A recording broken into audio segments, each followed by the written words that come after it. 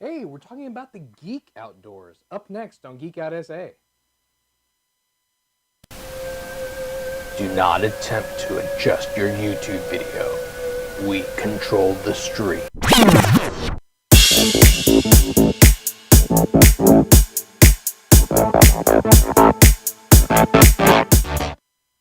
And welcome back to Geek Out SA. It's Friday and we're having fun. We're back.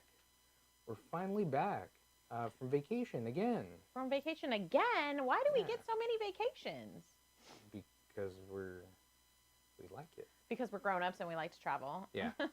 We like to do stuff. We were going to try to do a video before we left, but I am back to school, so me accomplishing anything at all when I'm teaching is practically impossible. So unfortunately, we did not get a video out to you guys. I haven't even been doing, I have my own separate little dorky channel that I do stuff on. I don't think I've done anything on there in like a month. And I was doing one a week, really like religiously over the summer. But as soon as I get back to teaching, forget about it. Forget it. And I'm going to yawn. I'm going to yawn a lot because it's been a really long week. Yeah. As much as I'm not a tech really person. Long week for me, and then because it's so stressful for Colleen, I don't get to sleep either. Yeah. Yeah. Well, because I'm a really light sleeper, and like any movement she makes, I'm like, what? What's going on? What's going on? What's happening? I'm like, I can't sleep. I'm stressed out. But we've been doing a lot of camping lately. So yeah, this is a new thing for us, the Geek Outdoors. And we took the kids camping when they were little. Yeah. Like one time. Mm-hmm. We took them to Grand Canyon. And we slept like sleeping bag on the ground. So it wasn't as fun, I think, as maybe it could have been. And we had some mishaps because, of course, you had kids. Then. Yeah, because we had kids. And so I used to think that I didn't like camping.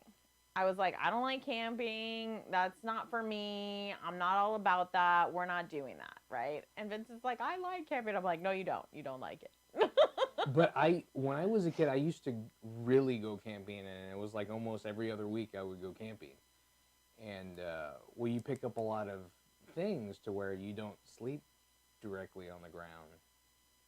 We built up kind of like a pallet when we were in the Grand Canyon, but we didn't have like inflatable mattresses or anything like this. This time, we have an inflatable mattress, an inflatable queen mattress, so it's like being at home. Yeah, so now that we're adults and we bought an 8-person tent that we found at Dirt Cheap, which is a whole nother show because Dirt Cheap, let me tell you. Yeah. You can really find some great stuff there. It's hit or miss, but we happened to find one, and it was only $60, and it's brand new. But it's just the two of us in this 8-person tent. So we upgraded our air mattress, and we got the air mattress that has the pump like installed into the end of it. Yeah. So that's really cool. One of the things when we're camping is we always try to get an electric hookup so that we can pump the air mattress. Yeah, well, we usually like to get water in electric to be able to pump up the mattress or charge up our cell phones, because sometimes I just end up using my cell phone instead of using a flashlight, but I have a flashlight too. Yeah, but we do use our cell phones as a flashlight often. And then we're going to talk about some other ways you can use your cell phone too. But before we get into that, one of the things that's finally starting to happen, which is good, is if you're going as a family unit, so it's just the two of us, but on this last trip, we went with Vincent's dad and his dad's wife and his aunt and his uncle. And so we went as a family unit, and there was only 6 of us. Right. If you go as a family unit and you have 6 people, it's actually 6 to 10 in this particular park. In some of them, it's just 6. But in the state parks, they're starting to open up the ranger talks and the ranger guided tours and stuff, which for Vincent and I is part of what we like to do because these rangers have learned, the rock history. I'm really into geology. I'm a super geology geek. I love the thought of these processes of Earth and this magma, like turning into rock, and then the rock breaking down, and then layering, and then making new rock. And so I love to hear the history. Like, I didn't realize when we went to the Davis Mountains that they're volcanic. I didn't even know that about Texas. Last weekend we went to the Davis Mountains. Yeah. And that's over towards Marfa. It's near Marfa. Yeah. So we go there. I think we have. I think we have a queue up on there, and then it's like maybe like a picture of like 10 people. That's on there. Number one, I think. Okay. So we're there, and then there's volunteers. There's park hosts that were actually there that actually took us on this.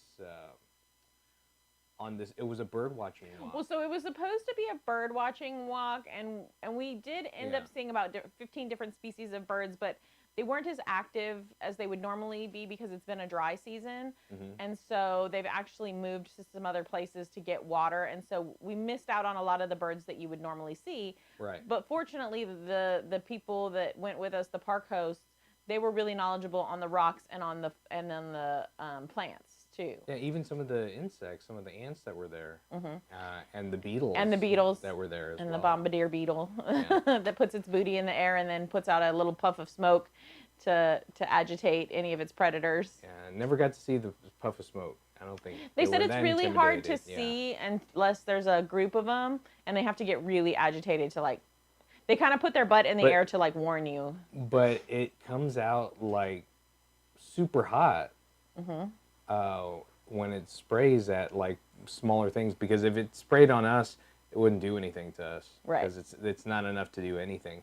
But it's like very hot, like thousands of degrees of heat that comes out in this, because it mixes the two, it has two different sprays that go out, and they kind of get mixed together, and once they hit together, then it has an exothermic reaction, and kind of hurts whatever is trying to attack it. Right, and that was really interesting, not only to see that, but to be with somebody who understood that and was able to explain it to us. And then it made me think, I was like, was that why they made the big beetles in Starship Troopers, the big black ones, and then they would shoot out the back like that, like fire?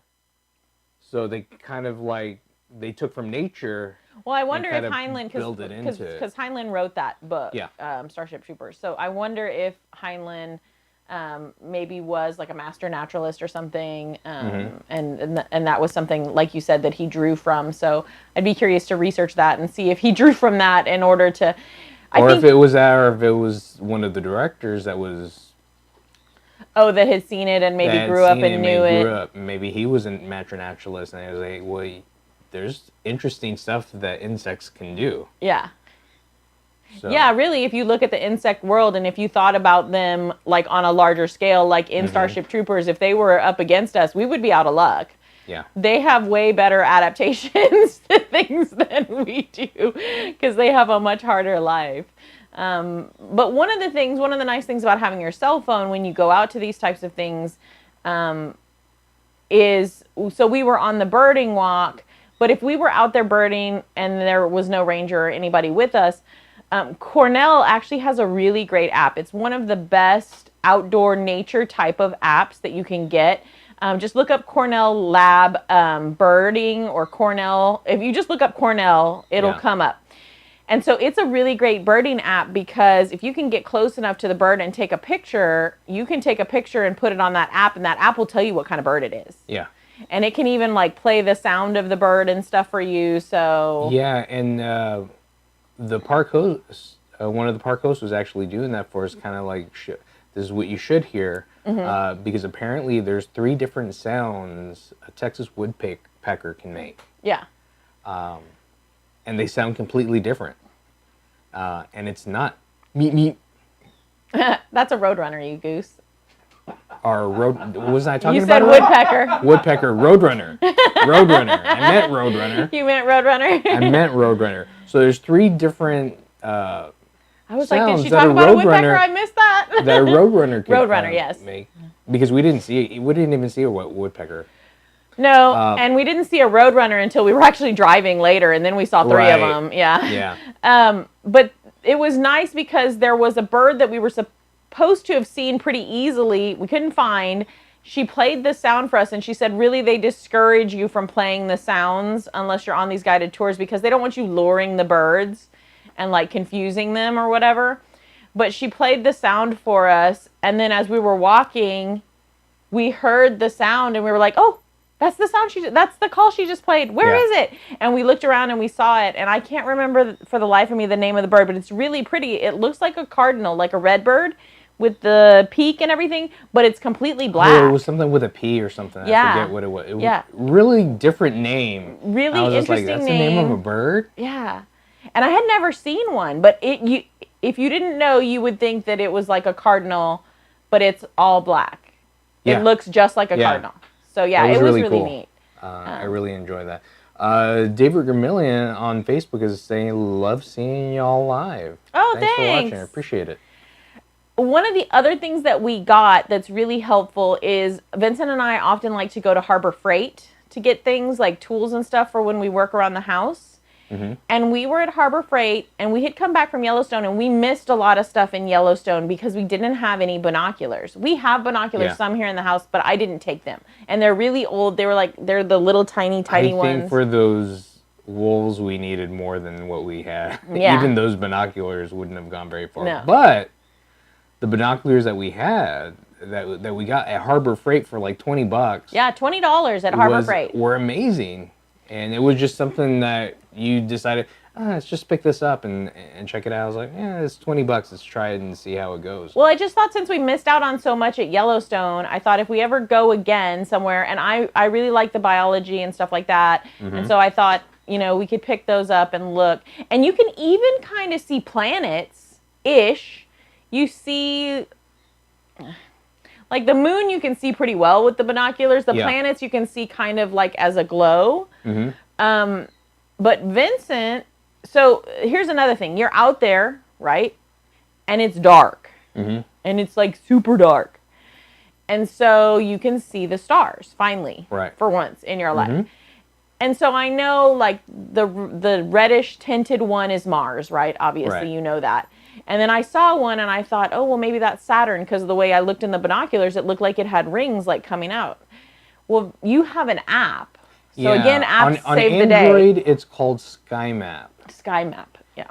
And when you boot that up, you can just lift it up and using your GPS global positioning, then you can like kind of see where these different stars or planets are by just moving over, and it's just like, it's really cool. Yeah, and it's really cool because it can see below you too. It will see below you. So we were up, it was like 5 a.m.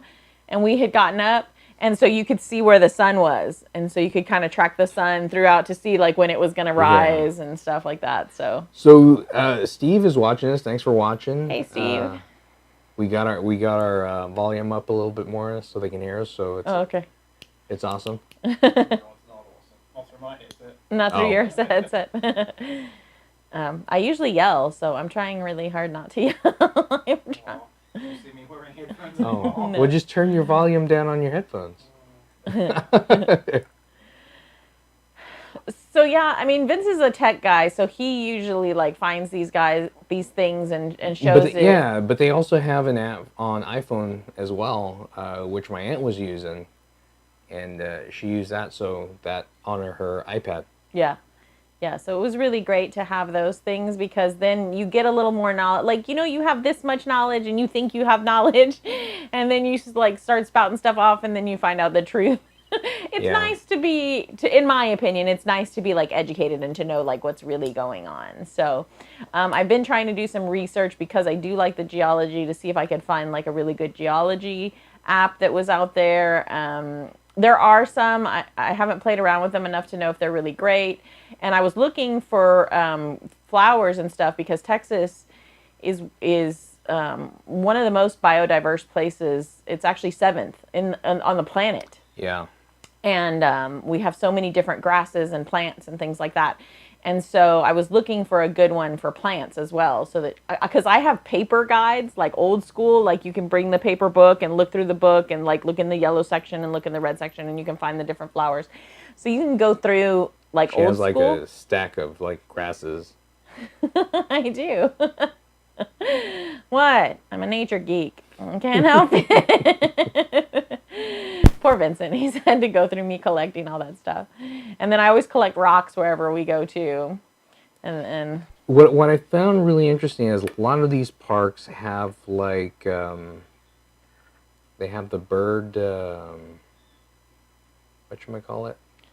Bird blinds. It's a bird blind, to where they go out and put out feed, and then a lot of the birds will come at certain times, and you'll get to see them. We didn't actually get to use the one at Davis Mountains because we were there for a short amount of time, but we've been to the one in Pedernales Falls. Yeah.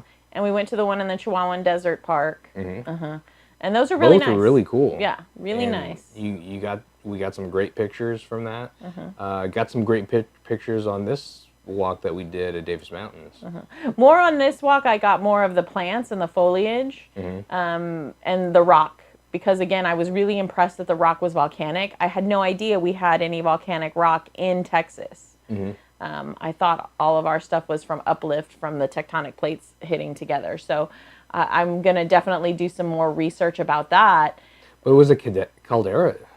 There's a caldera, yeah, there. close to the Davis Mountains as well. So yeah, I had no idea that was something that had happened. So, and I'm wondering if that is a volcanic eruption that happened when the meteor impacted that we think that caused the extinction of the dinosaurs. Because when that meteor hit, it was so large and it caused volcanic eruptions throughout the whole planet. Yeah. Because of that impact of that. And that was what caused all of the ash to come in, and it caused it to be so dark that the plants died, that then the leaf-eating dinosaurs died, and then the meat-eating dinosaurs died. So that's what we think happened. That's one of the current growing theories about what happened to the dinosaurs. So I'm wondering if that's when that volcano erupted, because Texas is not known for being in a place where it's a hot spot for like volcanic interaction, for tectonic plate movement or anything like that. So it was interesting. One of the really cool things that we got to do that Vincent has been looking forward to is we got to go to Marfa since we were so close. Yes. I found out about this when we were going to the Grand Canyon. We were going to Roswell, yeah. We didn't have time to go to Marfa.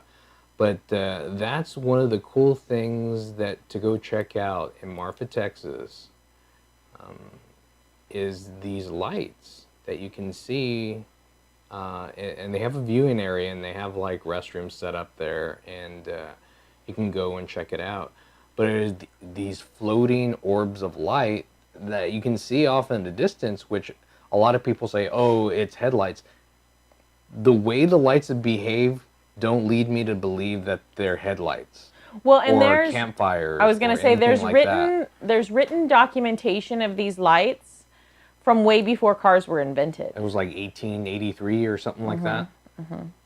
So there are theories. Obviously, there are like ghost theories, right? That this is the paranormal.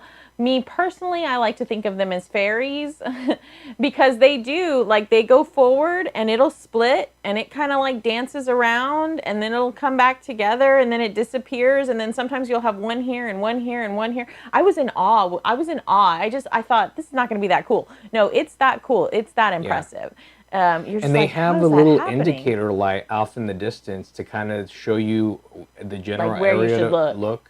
And it's a blinking red light. So if you see that, it's not the Marfa light. But you'll realize what it is when it happens. Yeah.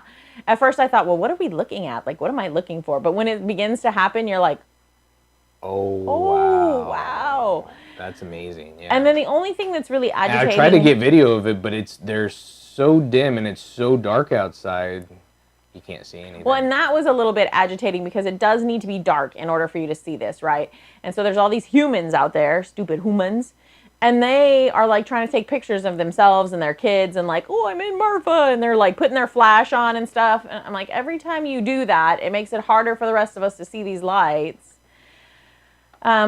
So we had some cell service, so we were all reading all of the different theories because nobody knows. It's not enough of a phenomenon that anybody's put research money into it. So there's not really been any scientific research. There's been a couple of colleges that have gone out there and done a couple of little research things, and some professors. Well, back in the day, they saw the light, so they went to go investigate it because they said, "Oh, well, it's probably campfires." There was no campfires out there. There's nothing out in that area there. No.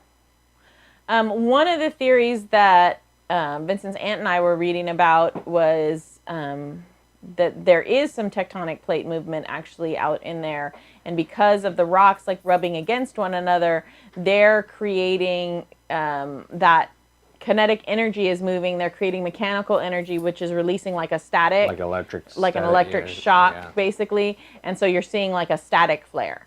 But there's a lot of refuting against that. So, and again, there just hasn't been any research. And there's a lot of areas that like we don't necessarily understand. It may have something to do with magnetics. Maybe there's some kind of weird magnetic field out there that like they have with the Bermuda Triangle. So Vincent is an alien lover, so he's pretty sure it's aliens, and I'm pretty sure it's fairies. I don't know that it's aliens. It's fairies. I'm telling you, it's fairies. Fairies Are aliens. They're fairies. I talked to them with my mind while I was there, and I was like...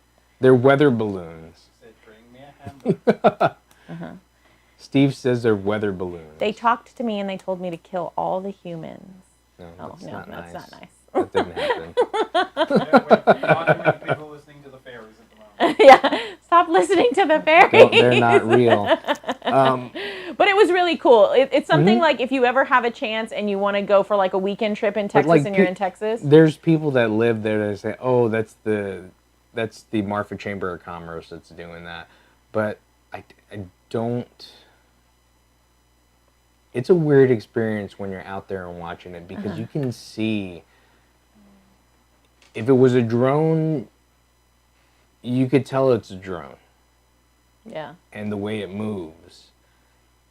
And what's out there. So I don't think it's any type of drone or anything. It's nothing mechanical. It floats out there. And I understand that some drones can float. I know it's not headlights because they're not even, nobody's even saying that it could be drones. That would be a plausible explanation for it.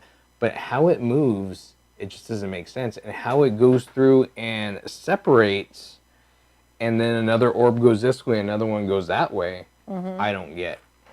Yeah, and sometimes it separates in two, sometimes it's three, sometimes you've got a single orb. They kind of dance around each other. There's not like a set pattern that we saw. I mean, we were only there the one night, but you know what? If it is the Chamber of Commerce and they're trying to get people to come there for tourism, good on them. They're doing a good job. It was a fun experience. So if you get a chance to go out there, and if you believe in like the extraterrestrial or the paranormal or something, you do get, for me, I did get a feeling when I was out there. There's something... But how do you, even if that's the case, how do you explain it being documented in 1883? Yeah. That was my argument too. I don't know. I had this really interesting feeling when I was out there, like that it's a thing. You know, that it's like there's some kind of energy or something going on. It's some kind of, I have to say, it's some kind of a hot spot there. Yeah, for something. I wonder if you go out there and your compass spins. Maybe. There's some kind of magnetic field in there. Because I know that happens in the Bermuda Triangle. It happens in the Devil's Triangle. There's a place, what is it called? The silent area, or the area of silence in Mexico, that has that same magnetic thing. There's like a magnetic field around there to when you're in it, your compass spins around. And then you can't tell north from south. Yeah, I just haven't seen enough research. You know, again, we researched it and saw that there were a few theories, but again, not enough people have researched it. Steve says we will know for sure until we successfully storm Area 51. That's right. We're gonna storm Area 51. Dude, get shot. It'd be awesome. Cancel that because because people are going to get shot. Yeah. I like to go hiking too. So we did the whole Marfa thing. We slept a little bit in our tent, came back, did our tour with the birding guy. We actually got a tour, not a tour, but we got a talk in the afternoon from one of the rangers. And he talked about how the black bears are coming back, which I think is really interesting. I didn't know that we had enough of an elevation for us to even have bears. So it was interesting to hear that bears are actually a possibility in Texas. I didn't even know that was a thing. So gave a really good talk, was really interesting, was nice since we had just been to Yellowstone, so we had some background knowledge about bears. But again, you can go on their website and you can schedule these kinds of things, and it's just a nice weekend trip. And then if you want to, you can go hiking or you can go driving up to the different things. Yeah. So we were pretty tired and we only had one day, so we didn't hike. But you can go up pretty high up on the mountain in the Davis Mountains, and they have like a little peak. And they have an overlook where you can go stand and look. And then I always like to, press my luck. And so there was like a rock outcropping, and so I had to climb out there. So we actually have a photo of that as well. Remember which one it is? I think it's like the like 2 or 3. Maybe? We're like sitting down, and I have my hat on. Yeah. Just show them some pictures. That one. Show them a picture. Is it that one? That one's it. It's kind of far. I can't see it yet. Oh. It takes a while before. So I had climbed out on the outcropping, and Vincent was like, "No, hey. that wasn't it." Oh, Vincent was like, "Hey, can I join you?" And I was like, "Yeah, sure." That was when we're up at the top. Oh. That one was. So. That one works. That one works. So, and so Vincent climbed out there with me on the outcropping, and we just kind of sat out there. This last one was it. Oh, yeah. This last one was it. Okay. Yeah. And then we just kind of sat out there and looked out over the land and stuff. So it's very peaceful. Different from where that was taken to where it actually was, because there's like a drop off like right after. Yeah. That rock. I was surprised you didn't fuss at me, because sometimes you fuss at me for being a little too dangerous, but it was steady. It was safe enough. Yeah. But yeah, no, there was a drop off right there, and we were just on a flat rock quite a ways, so it was interesting, but it was cool to just hang out and just check out what was out there. Yeah. And then there was some weird, like, random building out there. We think that maybe it used to be a bathroom up there. There's a picture of Vincent like standing in the doorway. I think it's number 5, Stuart. I know which one. Oh, okay. So we got to talking. Pick. That's a sexy pick. We got to talking, and then we were planning like how that could be your tiny house, and like what you could put in it, and you could build a tiny house up there on the mountain, because Vincent and I watch way too much Tiny House Nation. We like love that show. Well, it gets cold out there. I wonder if it's some kind of like a shelter or something. I don't know. Yeah. I mean, it's something. It's a building. It's a very narrow little building. Yeah. Looks like it may have had a toilet in it at one time or something. Flooring is missing out of it. I didn't see a hole though for a toilet. I didn't see a hole for a toilet either, but I don't know. It's definitely not a dump toilet. Oh, this is what we should tell people about. If y'all are watching us and you're geeks and you've never been camping before, and you go camping, there are 2 different kinds of bathroom situations you could potentially have in state parks and national parks. 3. So you could have 3. 3. Yeah. You can have the full-on nice bathroom, which the majority of the state parks in Texas have. Yeah. It's got showers, it's got a flushing toilet, and it's got running water in the bathroom. Even national parks will have that as well. Yeah. Those are great. Those are awesome. But then when we went out to Marfa, and when we were in White River National Forest, they have what's called a dump toilet. So it's basically a nicer building for a porta potty. Yeah. It's a non-portable porta potty. Yeah, it's a giant hole in the ground. It's a little bit better than an outhouse. Yeah. It's, yes. It doesn't smell as bad, which I was impressed. Right. They've got the different microbes in there, like, eating the poo-poo and the pee-pees and stuff, so it's not so bad. But it wasn't as stinky. But it's definitely interesting. So then there's another kind of dump toilet. So the nicer kind of dump toilet. Never got to see one of those, but Oh, I did. I went into one at Yellowstone and I was like, oh heck no. So the nice kind of dump toilet it's got like a plastic tube, and then it has the toilet seat on top of it and your toilet paper, and so you go your tinkle or whatever, and then you're there, and then you get to use the hand sanitizer because they don't have any running water, right? So that's fine. At least you get to sit down. In the other kind of dump toilet, it's a hole, and there are literally like foot shapes on the outside of the hole, and you put your feet in the shapes and you squat, and you have to tinkle in the hole. it's a makeshift squatty potty. Yeah. So when we were at Yellowstone and I went in and saw that, I was like, yeah, that's a no. Not going to happen. And I wouldn't do it. I couldn't do it. I couldn't. Nope. I was like, nope, not going to do it. So just make sure that when you go camping, this is something that we've learned, that you check the bathroom situation and know what potential bathroom you're getting into. To get into. Quite literally. Yeah. One of the ways you could like circumnavigate that completely is to have an RV, which is something that Vincent and I have kind of sort of been looking into since we've picked up this camping bug, and it's like our new obsession is camping. So we've been looking at the smaller ones because Vincent has a vehicle that can tow like 3,500 pounds. So we've been looking at some of the smaller stuff because right now we're tent camping. And Vincent's dad has a pretty nice RV. His actually has the whole like bathroom situation going on in it. It has a little shower and everything. Yeah. A little kitchen. That's a lot less like camping than you might imagine. I mean, at first I really liked it as a concept, but I think I'm still in the I'm in love with tent camping as long as I have my mattress camping. So I'm kind of in love with this whole tent camping thing. So now I don't know that I necessarily want to go the RV route. Although his aunt was there too. Yeah. She has a teardrop camper. Yeah. Yeah, a little guy teardrop. And that's different because it looks like a teardrop, right? It's a teardrop shape, and there's just doors on the side, and you get inside and it's a bed. And that's it. And there's like a little bit of storage, and that's it. But then on the back side of the teardrop, you lift it up, and you've got your whole kitchen in the back, which was cool. Theirs even has a microwave, which I thought was a little excessive.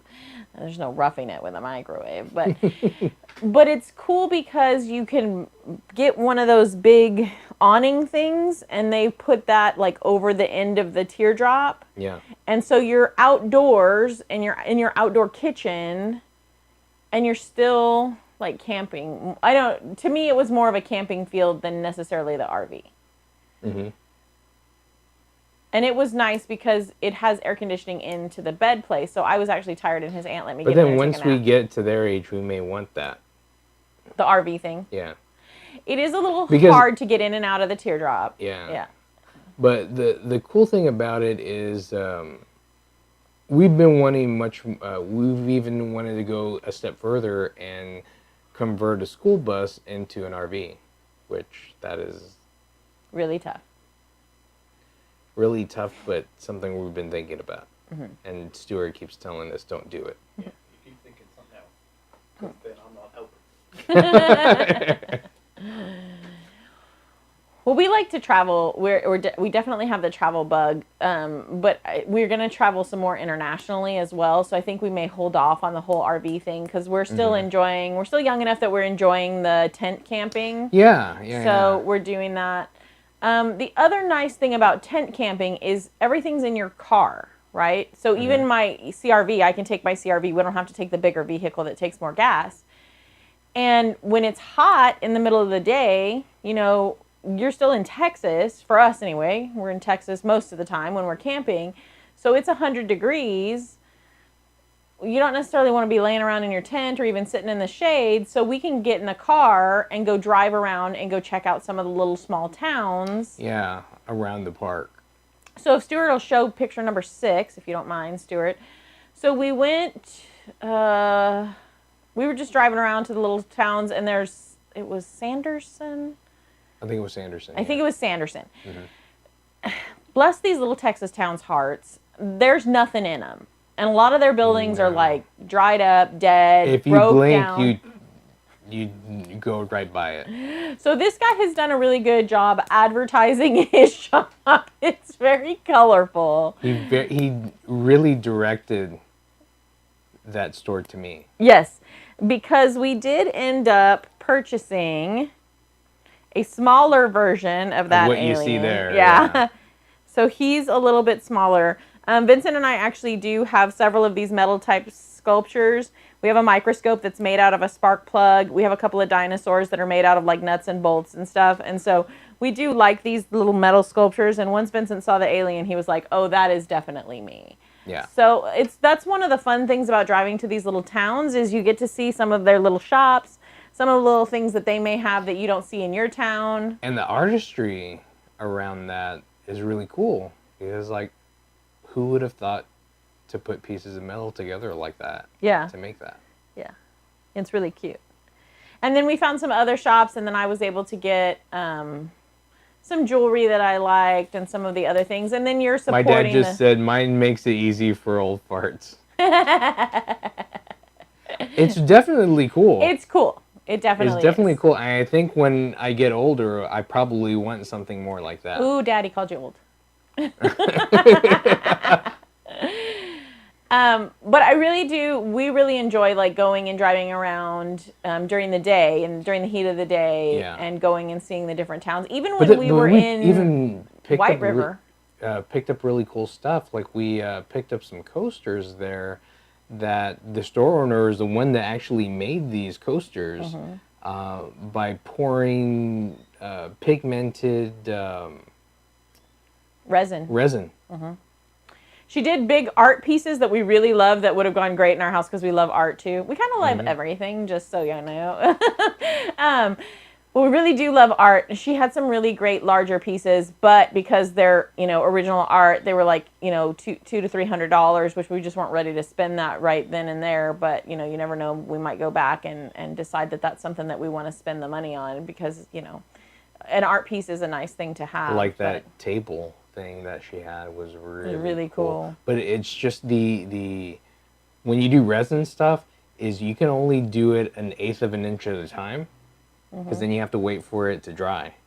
Yeah, so that you don't get bubbles and pock marks and things like that in it. So yeah, so that was nice because we got to talk to her about her process and stuff like that. And so, but yeah, just going and checking out some of these little places, you just never know. I think being willing to go on an adventure, that's what I like. Is Vincent and I are like, let's go on an adventure, and he was willing to drive an extra 30 minutes out of the way for me because I like it when we go to West Texas and we take 90 because it takes I wanted to go 92 because it's better. It's a better view. It takes you right by all the mountains and the desert, and it takes you right by Mexico. Right by Mexico. Right by Mexico. Yeah.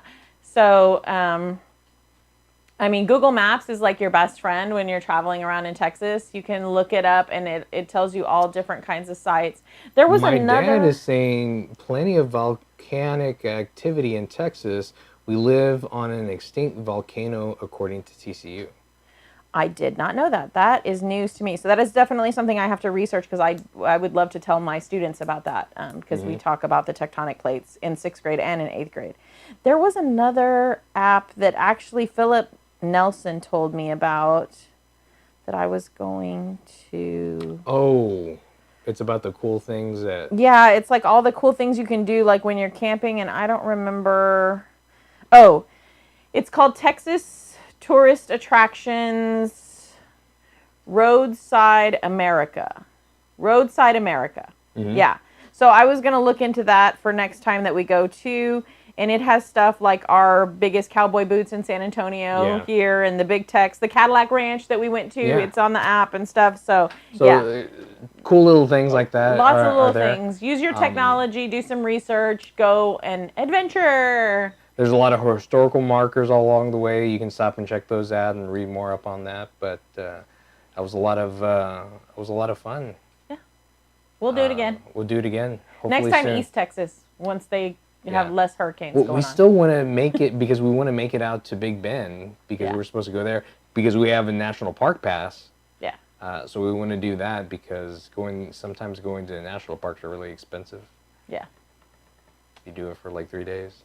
It's almost as much as getting the whole pass. Yeah. So, no, it was really cool. But thanks for checking us out. If you haven't given us a thumbs up, please give us a thumbs up. Peas. Please. And carrots. Peas and carrots. And if and click on that notification bell so next time we come online, you'll know when we're there, or if we put on a new video, you'll see it. But thanks for checking us out. I'm Vince. I'm Colleen, and that's Stuart. Geek Out Essay.